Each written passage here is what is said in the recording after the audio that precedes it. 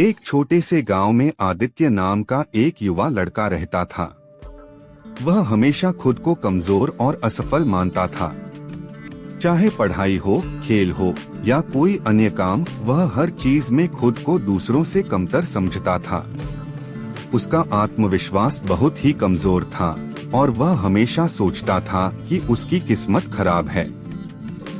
एक दिन गांव के एक वृद्ध संत महात्मा शिवानंद उस गांव में आए। वे आध्यात्मिक ज्ञान और जीवन के गहरे रहस्यों को समझाने के लिए प्रसिद्ध थे। गांव वाले उनसे मिलने जाते थे और जीवन के सवालों का उत्तर पाते थे। आदित्य ने भी हिम्मत जुटाई और महात्मा जी के पास गया। आदित्य ने महात्मा जी से कहा, गुरुदेव, मैं जीवन में कुछ भी अच्छा नहीं कर पाता। मैं हमेशा असफल रहता हूँ। कृपया मुझे बताइए कि मैं कैसे अपनी शक्ति को जागृत कर सकता हूँ। महात्मा जी मुस्कुराए और बोले, तुम्हारे अंदर अपार शक्ति है, लेकिन तुमने उसे कभी पहचाना नहीं। अगर तुम सच में अपनी शक्ति को जागृत करना चाहते हो, तो पास की पहाड़ी पर स्थित रहस्यमयी गुफा में जाओ। वहाँ तुम्हें अपने सवालों का जवाब मिलेगा। आदित्य पहले तो डर गया, क्योंकि गांव में उस गुफा को लेकर कई डरावनी कहानियां प्रचलित थीं। लेकिन उसने हिम्मत जुटाई और अगले दिन पहाड़ी की ओर चल पड़ा। गुफा के पास पहुंचते ही ठंडी हवा चलने लगी।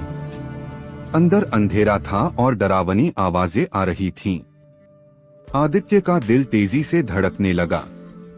उसने सोचा, अगर मैं अंदर गया और कुछ गलत हुआ तो। लेकिन फिर उसे महात्मा जी की बात याद आई, तुम्हारे अंदर अपार शक्ति है, बस उसे पहचानने की जरूरत है। हिम्मत जुटाकर वह गुफा में घुस गया। अंदर अंधेरा था, लेकिन दीवार पर एक जलता हुआ मशाल टंगा था। जैसे ही उसने मशाल उठाई, दीवार पर एक शिलालेख दिखा, जिसमें लिखा था, डर केवल तुम्हारे दिमाग में है। जब तुम हिम्मत जुटाकर आगे बढ़ोगे, तब तुम्हारी असली शक्ति जागेगी। यह पढ़कर आदित्य को लगा कि यह संदेश उसी के लिए था। उसने गहरी सांस ली और आगे बढ़ता गया। गुफा के अंदर उसे एक पत्थर की मूर्ति मिली, जिसके नीचे एक और शिलालेख था, तुम्हारी शक्ति तुम्हारे विचारों में बसती है। यदि तुम खुद पर विश्वास करोगे, अनुशासन से चलोगे और हार नहीं मानोगे, तो तुम जीवन में असंभव को भी संभव बना सकते हो। आदित्य को अचानक महसूस हुआ कि उसकी सबसे बड़ी कमजोरी उसका डर और आत्मसंदेह था। वह हमेशा अपनी शक्तियों को नजरअंदाज करता आया था, लेकिन अब वह समझ गया कि अगर वह आत्मविश्वास रखे और कठिन परिश्रम करे, तो वह भी महान कार्य कर सकता है। उस दिन के बाद आदित्य पूरी तरह बदल गया।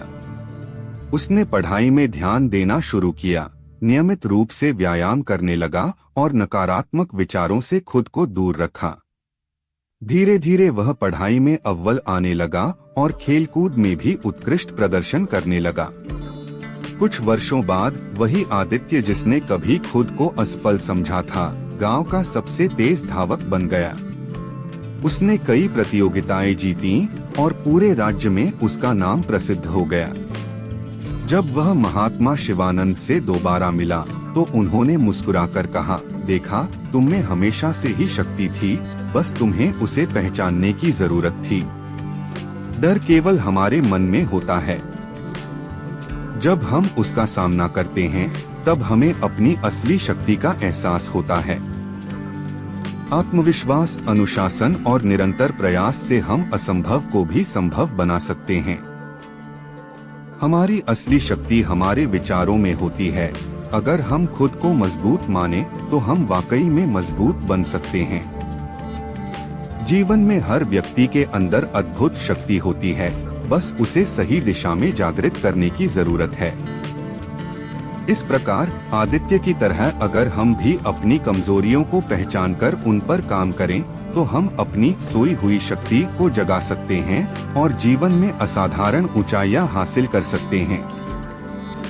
मेरे भाई, अगर यह कहानी अच्छी लगे तो वीडियो को लाइक करें और मेरे चैनल को सब्सक्राइब जरूर करें। धन्यवाद।